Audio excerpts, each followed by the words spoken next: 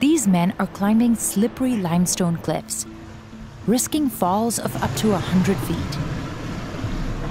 Wala talagang buhay na matitira sa pagbagsak, puro bato. They're looking for a rare nest made of bird saliva that's found inside caves across Southeast Asia. In the Philippines, the harvesters are known as bushadors.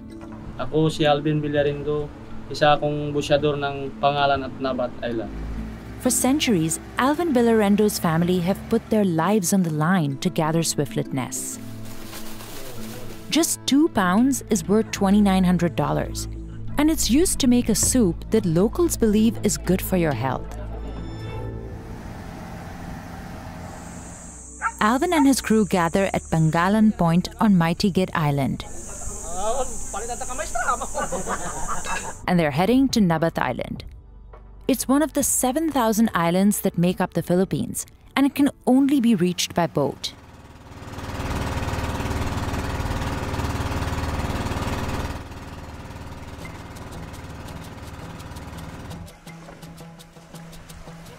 They get off the boat and walk barefoot across the slippery and sharp rocks.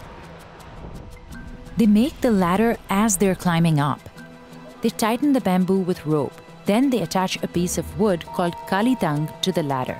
Yung pinakamahirap gawin talaga dyan, yung pag-akyat. Siyempre, hindi mo pa alam kung maganda yung pagkasabit ng kalitang. Kumbaga, sinabit. Tapos, hindi sure kung anong pagkalagay nun doon. Kaya medyo sa pag-akyat mo, medyo alanganin ka pa, baka biglang matanggal. The stakes are high. Tingin namin sa mga tao sa baba na mga kasama namin, parang mga bata na lang. Tinitignan ko yung sabi ko, kunting pagkakamali lang talaga. Pag nalaglag, puro bato yung mababagsakan mo. Pag hindi na sa kondisyon yung katawan, wag natin piliting umakyat kasi siyempre buhay natin yung nakataya dyan. But advanced bushadors like him sometimes use little to no support, only their hands and feet.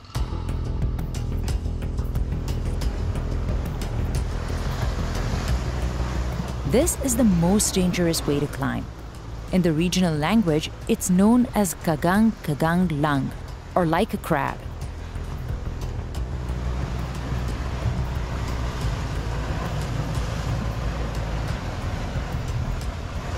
Kasi may mga bato na pag hinawakan mo, bigla na lang bumabagsak.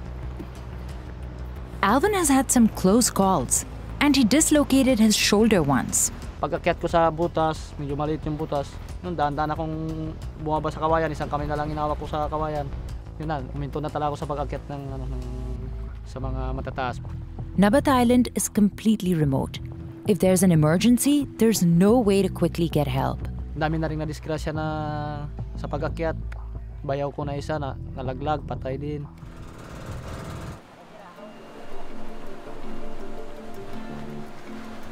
Nel!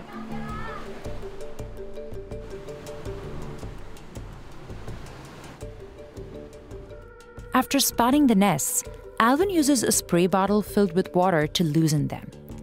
They're then gently peeled away from the cave walls. Yung ibon nun, pag 8 piraso yung pugad, ibig sabihin yung ibon niya ay 16. Kasi partner lagi yan, isang pugad daw ang ibon kagad yan. Mag-partner kagad yan yung isang pugad. Siguro naman mayroon katulad din ng tao pag may forever. After harvesting, the bushadors clean them to remove any feathers or branches. Then they divide them by their hardness and color.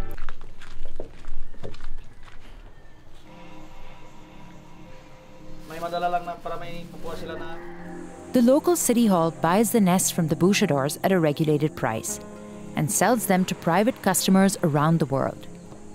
They are the main ingredient in bird's nest soup, a delicacy in China and around the world. A bowl can cost as much as $100. Sa tingin ko, yung kumakain lang ng soup ng Balinsasayaw, yung mga mayayaman lang talaga. Yung mga katulad natin, medyo parang wala na lang. In recent years, demand for the nests and bird's nest soup has gone up.